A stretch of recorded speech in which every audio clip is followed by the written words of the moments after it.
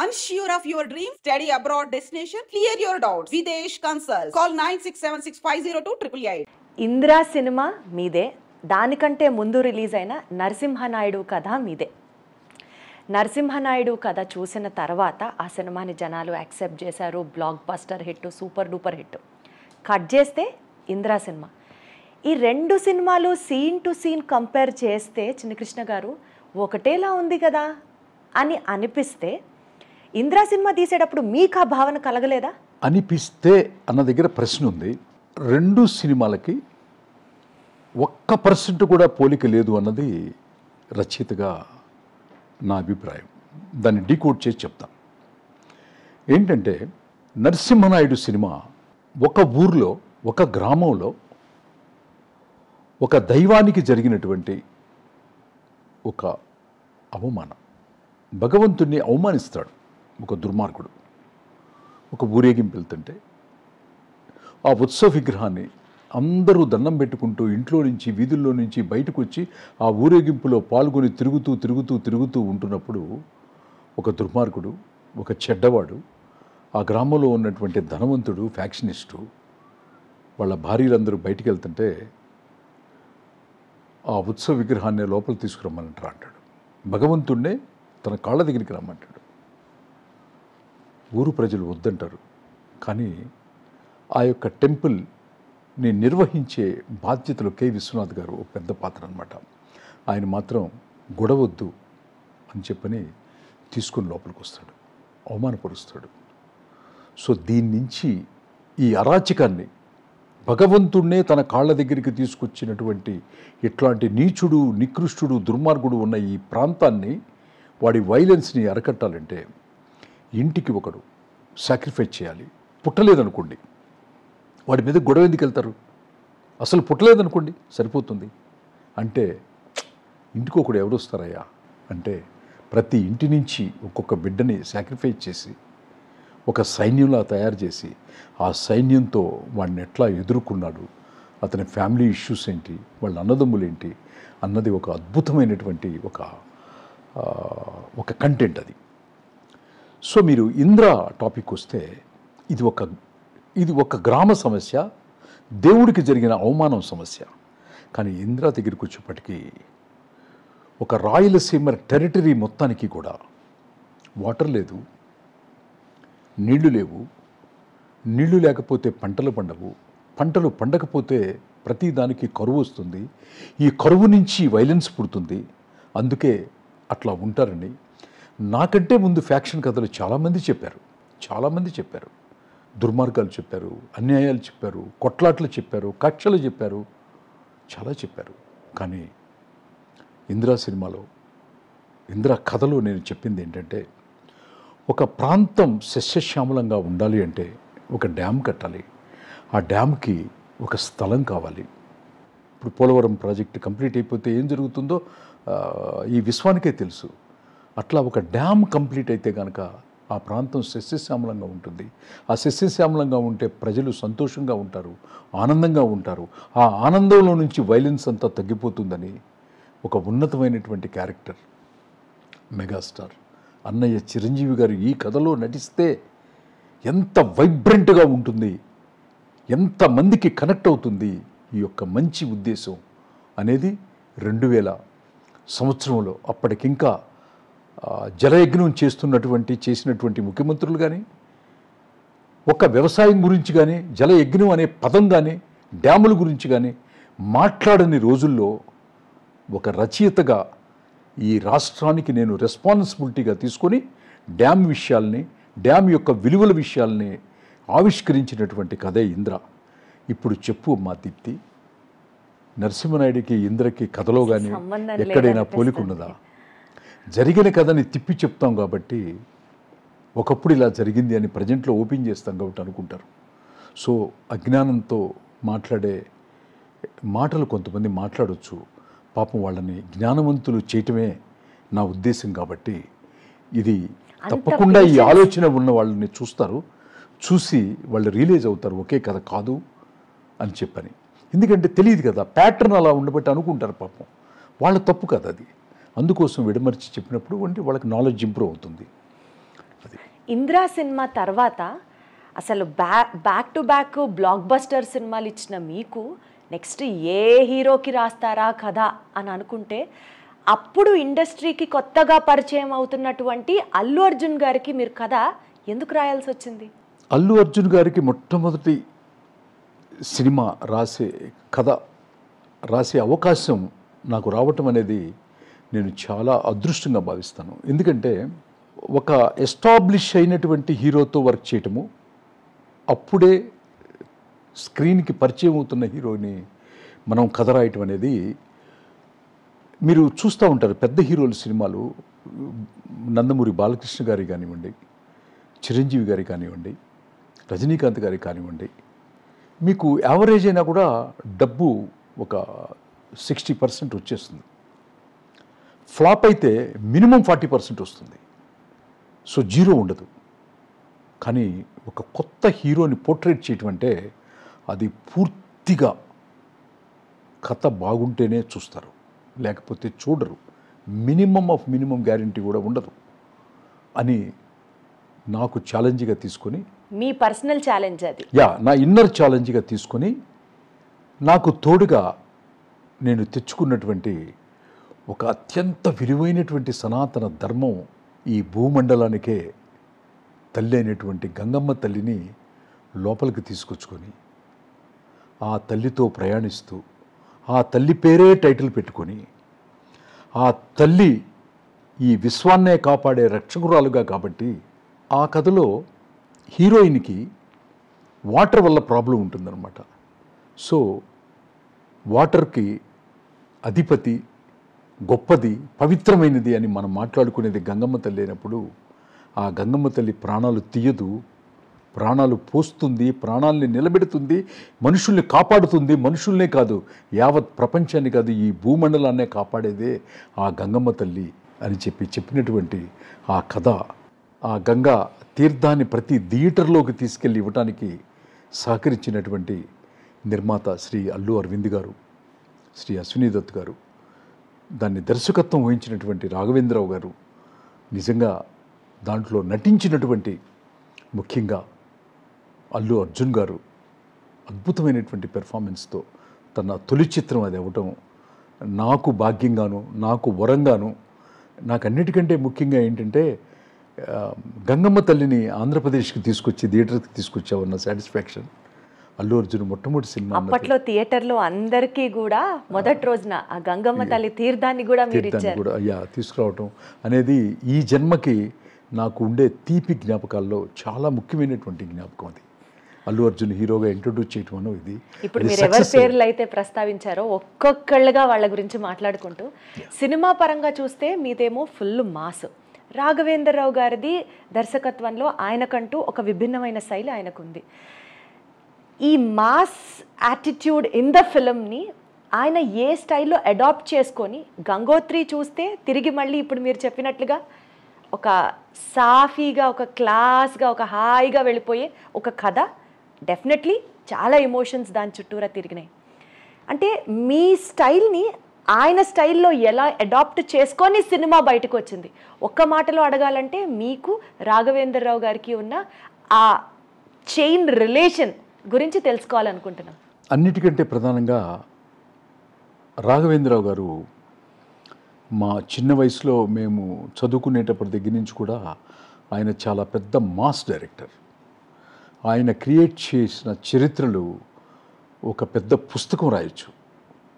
అట్లాంటి రాఘవేంద్రరావు గారు నన్ను 3 హీరోలతో కలిపి ఒక కథ రాయమని అడిగారు. యాక్చువల్గా అది మాట్లాడుకుంటూ పోతే చాలా టైం పడుతుంది.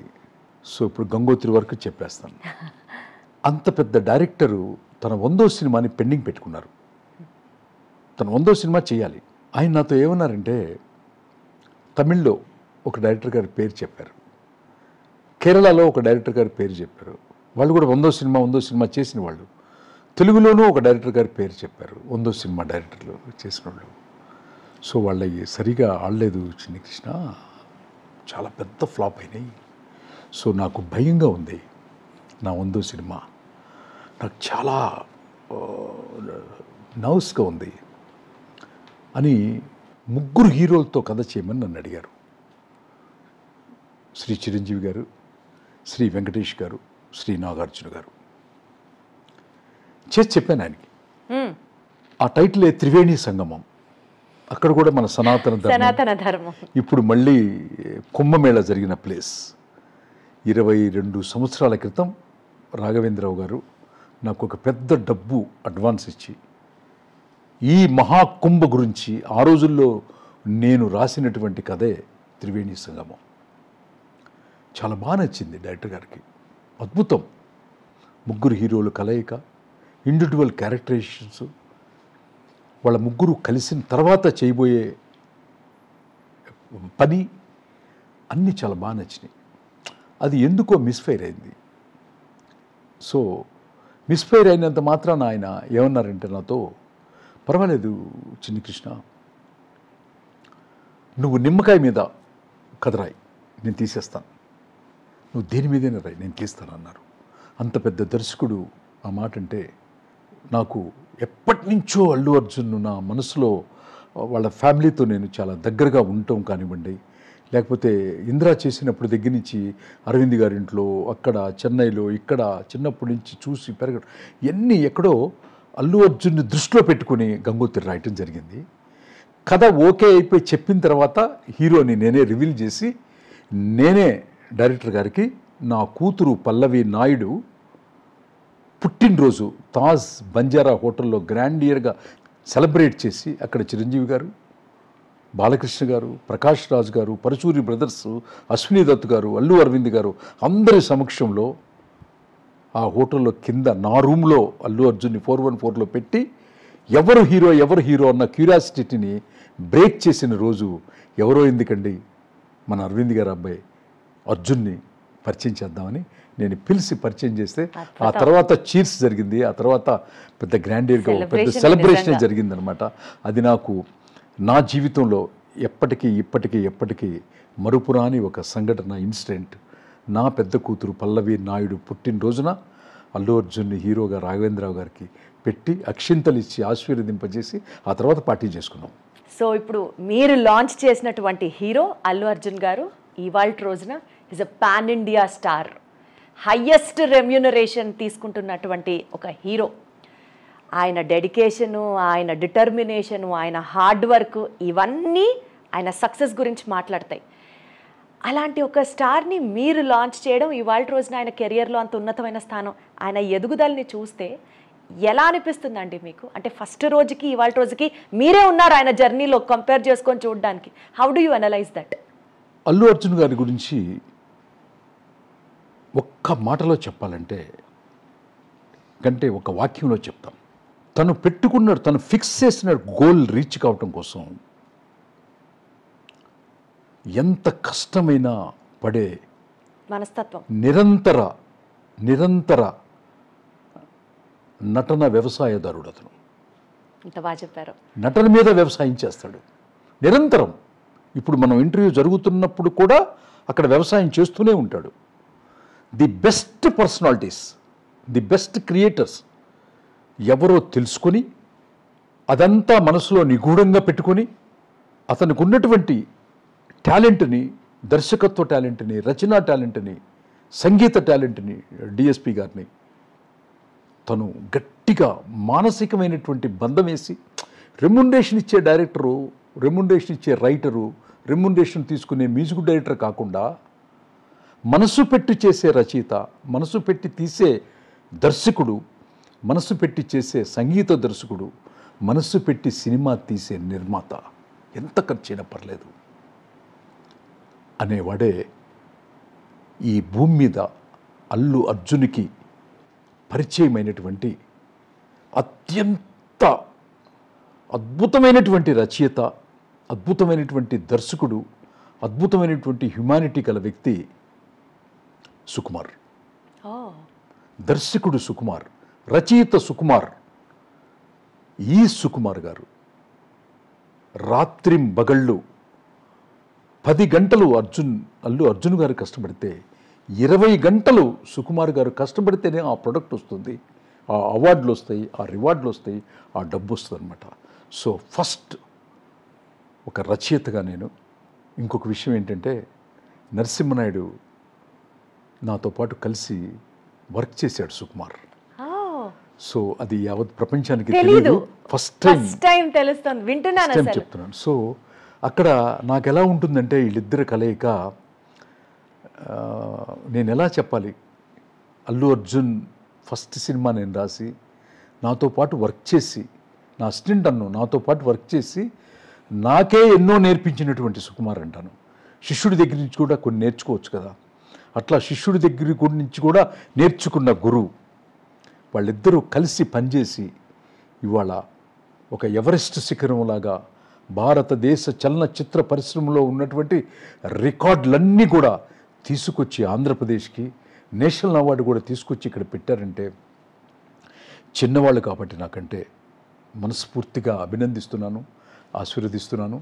ఇంకా ఇంటర్నేషనల్ స్థాయికి కూడా వాళ్ళిద్దరు కాంబినేషను వెళ్ళటం తథ్యం, తథాస్తు తథాస్తు. అంటే పర్సనల్గా మీరు అర్జున్ గారిని ఎంత అభిమానిస్తారో, ప్రేమిస్తారో అర్థమవుతున్నాయి మీ మాటల్లో. బన్నీ గారి అరెస్ట్ ఇన్సిడెంట్ జరిగిన తర్వాత టాలీవుడ్లో ఎవరైనా మాట్లాడతారా అని వెయిట్ చేసిన టైంలో కేవలం మీరొక్కరే గొంతెత్తి మాట్లాడారు. ప్రేమ ఉంది కాబట్టి బాధ్యతగా దీన్ని మేము చూడాలా, లేకపోతే మీకంత ధైర్యం ఏంటి? ఎవరూ మాట్లాడలేదు, చిన్ని కృష్ణ గారు మాత్రమే ఎందుకు మాట్లాడారు? ఆ తెగింపేంటి ఆయనలో అని అనుకోవాలా? ఆ ధైర్యం నా సనాతన ధర్మం నుంచి పుట్టుకొస్తుంది. సనాతన ధర్మం ఈ భూమి మీద ఏ జాతికి, ఏ దేశానికి, ఎవ్వరికీ భయపడదు. దానికి మనకి నిలువెత్తు సాక్ష్యమే భగవత్ స్వరూపుడు, కాశీ విశ్వనాథుడు మళ్ళీ పుట్టాడు అన్నటువంటి నరేంద్ర మోడీ గారే మనకి ఉదాహరణ. యావత్ ప్రపంచం తన వంక చూపించుకుంటూ ఒక్క వ్యాపార లైసెన్స్ లేకుండా ఒక్క టీ స్టాలు నడిపినటువంటి ఒక వ్యక్తి యావత్ విశ్వానికి కూడా మంచి మానవత్వం, ధర్మం అనేవి చెప్పటానికి పూనుకున్నాడు అంటే ఎంత ధైర్యం ఉండాలి అని ప్రపంచం ఆలోచించింది. సో ధర్మాత్ముడికి ధైర్యం కొత్తగా తెచ్చుకోవాల్సిన పని లేదు, అది ఇన్బిల్ట్గా ఉంటుంది. పవన్ కళ్యాణ్ గారికైనా నరేంద్ర మోడీ గారికైనా. అది సో ఇండస్ట్రీలో అంటే 2 కాంపౌండ్స్ అంటారు, ఒకటి మెగా కాంపౌండ్, ఒకటి నందమూరి గారి కాంపౌండ్. ఇద్దరి కాంపౌండ్స్లో సమానమైన యాక్సెస్ ఎవరికైనా ఉందా అంటే అది చిన్న కృష్ణ గారికే. బట్ పర్సనల్గా తెలుసుకోవాలని అడుగుతున్నాను, మీకు ఏ కాంపౌండ్ చాలా ఫేమస్, మీకు ఇష్టం, మీరు ఏ కాంపౌండ్ మనిషి? నేను నందమూరి తారక రామారావు గారు నేను చదువుకునేటప్పుడు నా పుస్తకాల మీద అట్టల్లో కానీ సర్దార్ పాపారాయుడు, కొండవీటి సింహం, జస్టిస్ చౌదరి, బొబ్బులి పులి, ఇవన్నీ కూడా మా ఇంట్లో, నా రూమ్లో అన్నీ కూడా అన్నం పెట్టి అతికించుకునేవాడిని చిన్నప్పుడు. సో నేను ఆయన అభిమానిని. సో ఎందుకో తెలీదు, ఆయన్ని అభిమానించిన నాకు నా భగవంతుడు నా మొట్టమొదటి సినిమా తెలుగులో నరసింహనాయుడుగా నాకు అవకాశం కల్పించినటువంటి నా బాలయ్య బాబుని, నన్ను కథ చెప్పగానే లోపలికి వెళ్ళి ఒక పెద్ద పళ్ళెంలో స్వీట్ తీసుకొచ్చి, షాల్వా తీసుకొచ్చి నాకు ఇచ్చి, గోపాల్, పరచూరి బ్రదర్స్ని అందరినీ దగ్గర పెట్టుకొని, లక్ష్మీ నరసింహస్వామి భక్తుడిని గోపాల్. నేను చిన్నప్పటి నుంచి లక్ష్మీ నరసింహస్వామి స్తోత్రం చదువుకుంటూ పెరిగిన వాడిని. అట్లాంటిది లక్ష్మీ నరసింహస్వామినే పాత్రలోకి తీసుకొచ్చి, పూజలోకి తీసుకొచ్చి, ఆయుధ పూజలోకి తీసుకొచ్చి చెప్పిన ఈ సినిమా ఒక చరిత్ర సృష్టిస్తుంది. 100 Days ఫంక్షన్లోనూ నంది అవార్డు వచ్చినప్పుడు కూడా ఆ భగవంతుడే రచయిత చిన్ని కృష్ణ రూపంలో మా ఇంటికి వచ్చి కథ చెప్పాడు అని చెప్పని నన్ను ప్రశంసించినటువంటి బాలకృష్ణ గారు నాకు ఒక కన్నైతే, చిన్నప్పటి నుంచి ప్రతి రోజు నిత్యం ఆంధ్ర రాష్ట్రం మొత్తాన్ని కూడా ఆయన కంట్రోల్లోకి తీసుకొని దాదాపు 20 సంవత్సరాలు తన విశ్వరూపంతో యావత్ భారతదేశంలోనే డ్యాన్స్ కానీ ఫైట్స్ కానీ అద్భుతంగా చేయగలడని హిందీ హీరోలు అమితాబ్ బచ్చన్ గారు, గోవిందా గారు ఎక్కడ ప్రపంచంలో ఉన్నటువంటి యావత్ ఊగిపోయేది.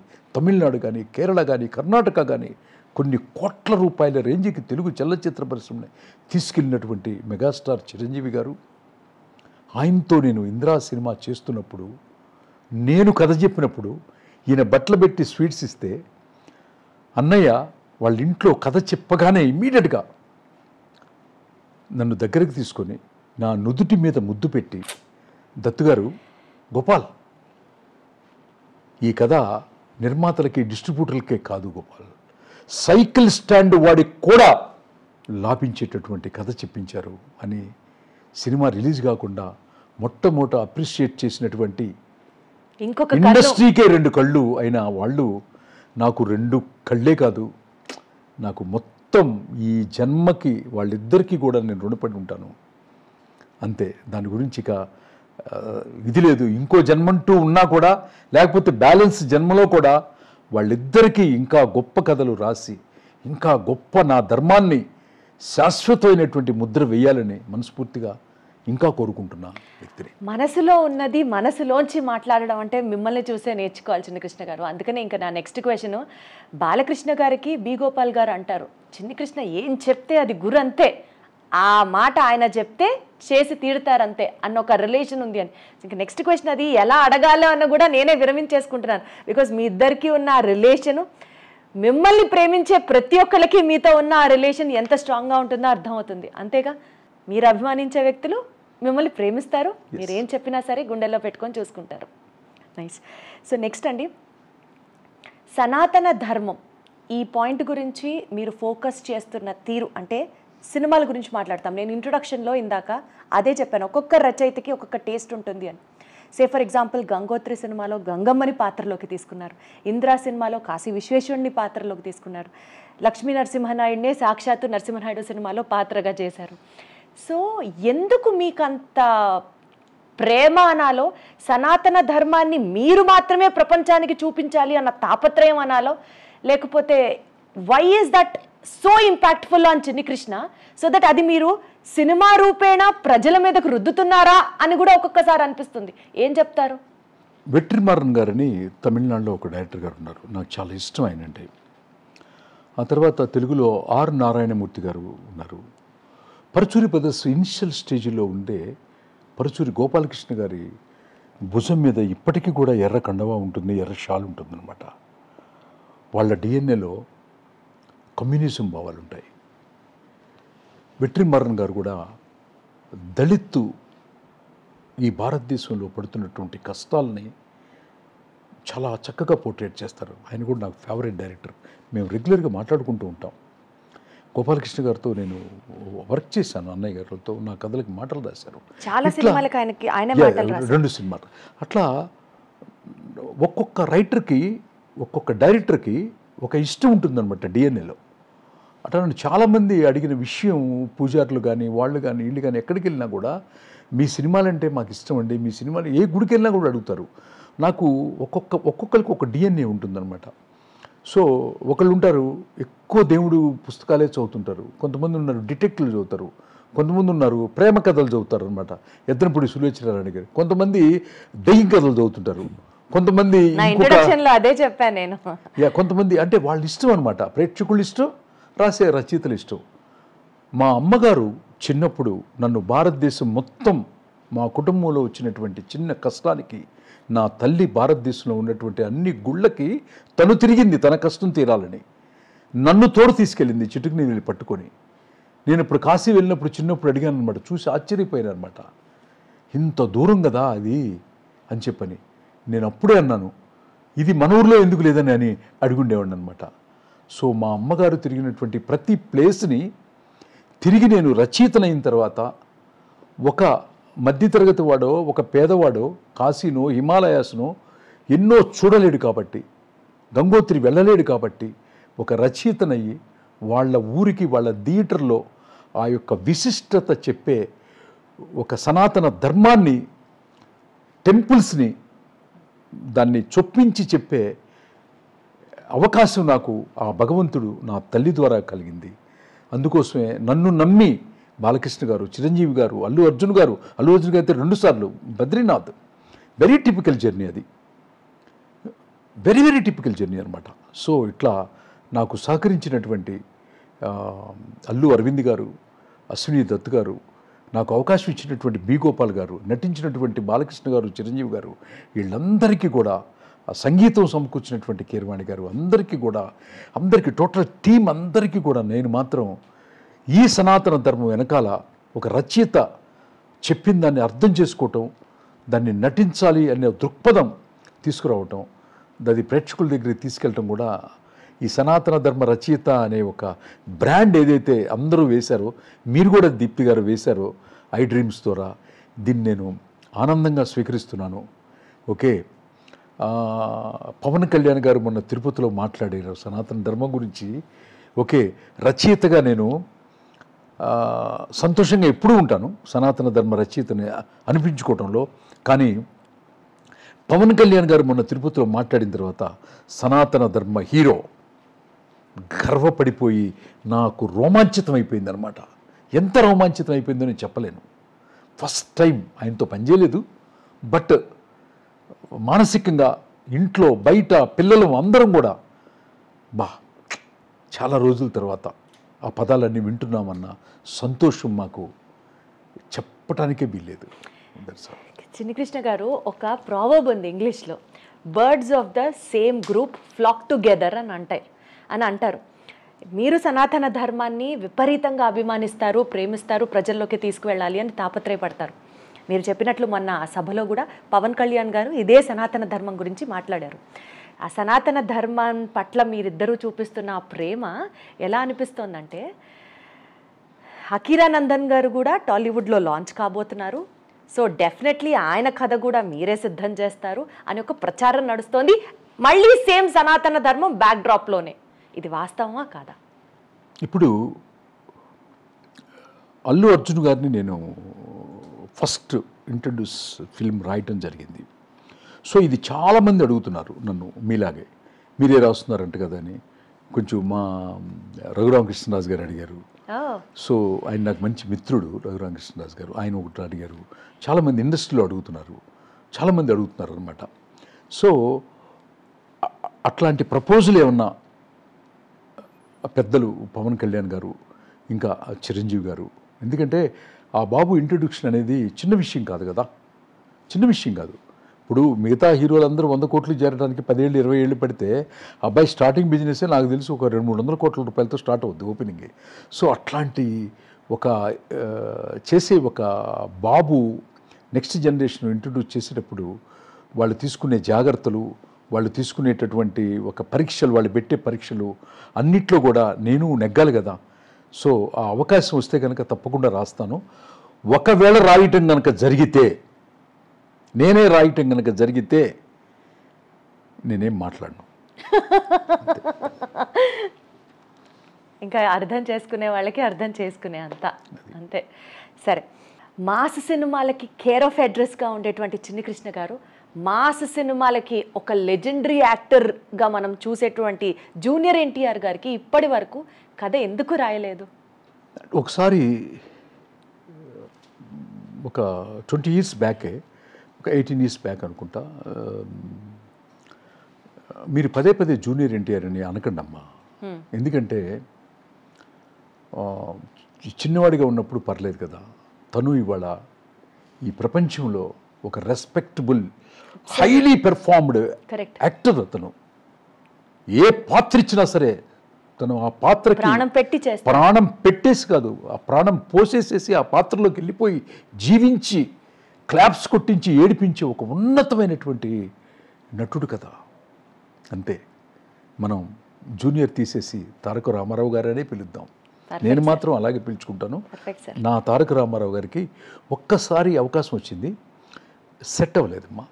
ఎప్పుడు వచ్చినా కూడా అప్పుడు రావడం కంటే ఇప్పుడు రావడం బెటర్ అనుకుంటున్నాం. ఎందుకంటే ఇంకా ఒళ్ళు దగ్గర పెట్టుకొని అంత పెద్ద పెద్ద హీరో అయిపోయాడు కదా, ఆ పెద్ద హీరోకి ఒక పెద్ద కథతో మళ్ళీ పిలిస్తే వెళ్ళి రాయాలని నాకు ఉంది తల్లి. మీరు చిరంజీవి గారితో పనిచేశారు, బాలకృష్ణ గారితో పనిచేశారు. సౌత్లో లెజెండరీ యాక్టర్స్ అనంటే కళ్ళు మూసుకొని ఎవరన్నా చెప్పే పేర్లు రజనీకాంత్ గారు, చిరంజీవి గారు, బాలకృష్ణ గారు. ఇప్పుడు రజనీకాంత్ గారి cinema minimum to minimum 500 to 600 crores business, ఇది మినిమం మాట్లాడుతున్నా నేను. అంత ఈక్వల్ స్టార్డమ్ ఉన్న హీరోలు మనకి ఉన్నారు కదా, మరి మన వాళ్ళు చేసిన సినిమాలు, నేను ఏదైతే లెజెండరీ స్టార్స్ అని మాట్లాడుతున్నానో అంత బిజినెస్ తెలుగు ఫిలిం ఇండస్ట్రీ కాబట్టి చూడలేకపోతుందా? దీన్ని ఎలా అర్థం చేసుకోవాలి? వెరీ గుడ్ క్వశ్చన్ దీప్తి గారు, మంచి క్వశ్చన్ వేశారు. ఏసీ గ్రూప్ కొంచెం అటు ఇటు ఉన్నా కూడా ఈక్వల్ హీరోలు రజనీకాంత్ గారు, చిరంజీవి గారు, బాలకృష్ణ గారు, దాంట్లో ఎట్లాంటి సందేహం లేదు.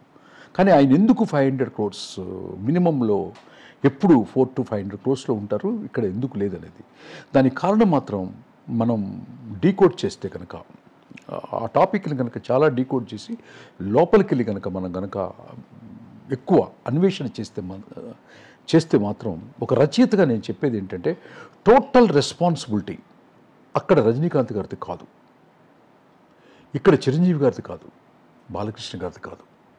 నటించటంలో వాళ్ళు పరాకాష్ట, వాళ్ళకిచ్చిన పాత్రని వాళ్ళు 100% ఆవిష్కరిస్తారు. అది నరసింహనాయుడు కానీ, సింహ కానీ, లెజెండ్ కానీ, అఖండ కానీ, చిరంజీవి గారికి ఖైదీ కానీ, ఇంద్ర కానీ, ఘరానా మొగుడు కానీ, ఆయన వాట్ నాట్ ఠాగూర్ కానీ, వినాయక్ గారిది మొన్న వచ్చినటువంటి ఖైదీ నెంబర్ 150 కానీ ఎప్పుడు ఎక్కడ ఆవిష్కరించలేదు. నాట్యాల్లో ఆవిష్కరించలేదా, డైలాగుల్లో చేయలేదా, లేకపోతే యాక్షన్ సీక్వెన్స్లో చేయలేదా? ఎట్టి పరిస్థితుల్లో టాప్ నెంబర్ 1గా చేసే హీరోలు ఇద్దరు కూడా, చిరంజీవి గారు, బాలకృష్ణ గారు ఎక్కడ 0.01% కూడా తక్కువ కాదు. కానీ చేస్తున్న తప్పులు అంతా కూడా దీనికి కారణం దర్శకులు, రచయితలు. మనం ఇచ్చే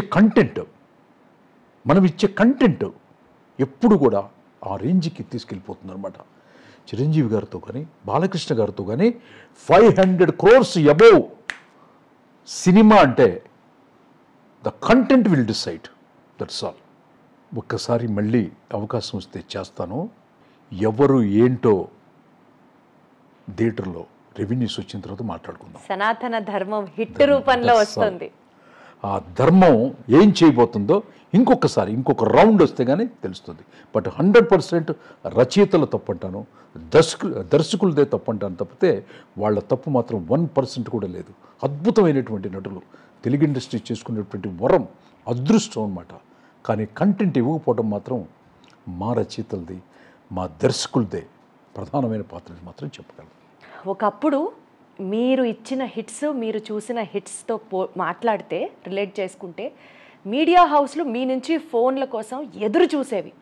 ఇప్పుడు మీడియా హౌస్లు కాస్త ముభావంగా ప్రవర్తిస్తున్నాయి మీ పట్ల అని అంటే ఏం చెప్తారు? చిచ్చి అదే మీరు ఉండదమ్మా.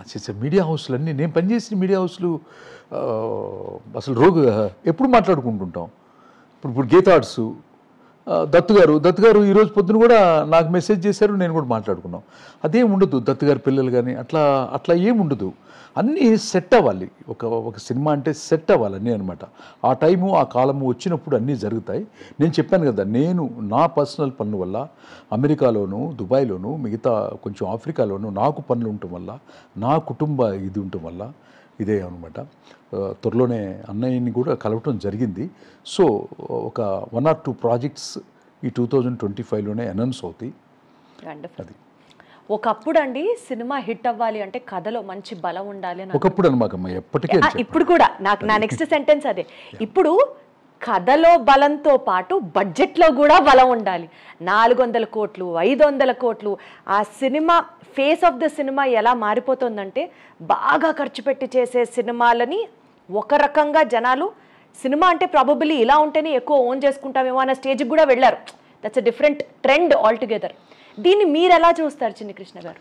దానికి ఒక మంచి ఉదాహరణ నాకు చాలా విజయేంద్ర ప్రసాద్ గారు అనే ఒక రచయిత మా కంటే ముందు ఆయన చాలా పెద్ద హిట్లు, ఆల్ టైమ్ రికార్డులు ఇచ్చారు. ఆయన అంటే నాకు చాలా గౌరవం. వాళ్ళ అబ్బాయి శ్రీ రాజమౌళి గారు తను డైరెక్టర్ అయిన దగ్గర ఫస్ట్ ఫిలిం నుంచి కూడా నాకు పరిచయం. ఆ అబ్బాయి రాజమౌళి గారు ఒక్క ఫెయిల్యూర్ లేకుండా ఇంతవరకు ఇన్ని సినిమాలు దర్శకత్వం వహించినటువంటి ఏకైక దర్శకుడు ఈ జనరేషన్లో మాత్రం ఎంటైర్ ఇండియాలో ఓన్లీ రాజమౌళి గారు. ఎవరెస్ట్ శిఖరం పైన పీక్లో అట్లాగే అందరూ అంటారు ఎక్కటం దిగటం కొరకే, పెరుగుట విరుగుట కొరకే, ఎక్కటం దిగాలి కదా అని. దిగడు. ఎందుకు దిగడంటే వాళ్ళ నాన్నగారు రాసే స్క్రిప్ట్ని తను 100 times ఎన్హాన్స్ చేసి ఆ ఎవరెస్ట్ శిఖరం ఎక్కుతున్నాడు కదా, ఎక్కే పోర్చ్ ఒకటి ఉంటుంది కదా మీకు. ఎక్కే పోర్చ్ ఏంటి? రైట్ లెగ్గో లెఫ్ట్ లెగ్గో ముందో వెనకాలో ఉంటుంది, జెండా పాతారు, పాతినప్పుడు కూడా ఒక పోర్చుని ఉంటుంది. కానీ ఆయన పైకెక్కి ఏం చేశాడంటే ఒక మెడిటేషన్లో, ధ్యానంలో కూర్చున్నాడు ఆయన. ఆ ధ్యానాన్ని అప్పుడే డిస్టర్బెన్స్ ఎవరు చెయ్యనంత కాలం ఆ ఎవరెస్ట్ శిఖరంలో, భారతదేశ చలనచిత్ర పరిశ్రమలో ఎవరెస్ట్ శిఖరములో జెండా పాతడానికి వెళ్ళలేదు. జెండా పాతడానికి ఎక్కే వీళ్ళు పాతారు. కానీ ఎస్ఎస్ రాజమౌళి గారు మా గురుతుల్యులు లాంటి ఒక విజేంద్ర ప్రసాద్ గారి కొడుకు అక్కడ మెడిటేషన్ చేస్తున్నాడు, అక్కడ ధ్యానంలో ఉన్నాడు. ఆ ధ్యానానికి, ఆ వచ్చే బై ప్రొడక్ట్కి భారతదేశ చలనచిత్ర పరిశ్రమానికి హిట్లకి బౌండరీస్ లేవు, బడ్జెట్కి బౌండరీస్ లేవు, అదేందా హీరోలు ఎలివేషన్స్కి ఇది లేదు. తనతో పాటు తీసుకెళ్ళినటువంటి హీరోల్ని ఎక్కడ పెట్టాడు, నిర్మాతల్ని ఎక్కడ పెట్టాడు, తను ఎక్కడ కూర్చున్నాడు అంటే మొత్తం ధ్యానం, సక్సెస్ అనే ధ్యాన సమాధిలో చక్కగా ఆస్వాదిస్తూ ఇప్పుడు కూడా ప్రపంచం మెచ్చే ప్రాజెక్టుకి పునాదులు వేసుకుంటూ ఆ ధ్యానంలో కూర్చున్నాడని నేను బిలీవ్ చేస్తాను. సో దానికి బడ్జెట్లు లిమిట్ ఉండవు. ఫర్ ఎగ్జాంపుల్ చెప్పాలంటే అతి తక్కువ బడ్జెట్లో తీసిన కాంతారా 10-12 కోట్లలో 200-300 కోట్ల రూపాయలు కలెక్ట్ చేసేసింది భారతదేశంలో. మనం ఇంతకుముందు ఎప్పుడు చూడలేదు. సో అట్లా చిన్న బడ్జెటా పెద్ద బడ్జెట్ అని కాదు. మీకు బాహుబలి చూస్తే అది ఒక దృశ్య కావ్యం. ఎంతోమంది రాజుల కథలు మనం చూసాం ఇంతకుముందు.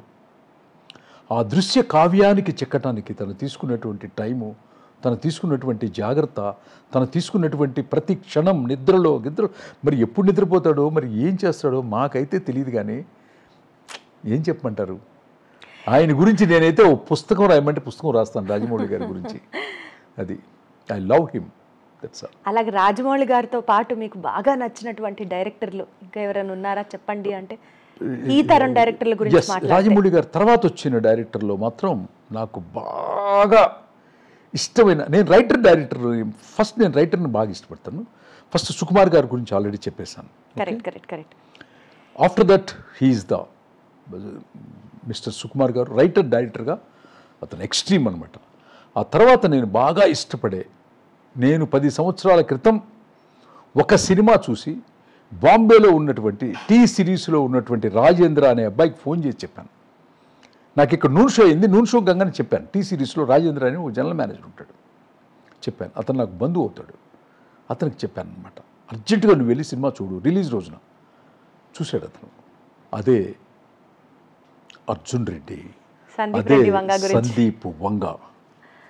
సో ఆ అబ్బాయికి ఉన్నటువంటి పొటెన్షియాలిటీలో జస్ట్ ఒక టీజర్స్ చూశారు.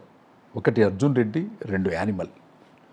సోల్తో కథ రాయటంలో సుకుమార్ గారు అండ్ సందీప్ వంగారెడ్డి గారు నిష్ణాతులు. ఆత్మావిష్కరణ చేస్తారు కథలో. ఆ ఆత్మని క్లియర్ కట్గా ప్రజెంట్ చేస్తారనమాట. హంగులు, ఆర్భాటాలు, స్కేల్స్ బ్రహ్మాండంతో కొంతమంది చేస్తారు, ఆత్మతో కొంతమంది చేస్తారు.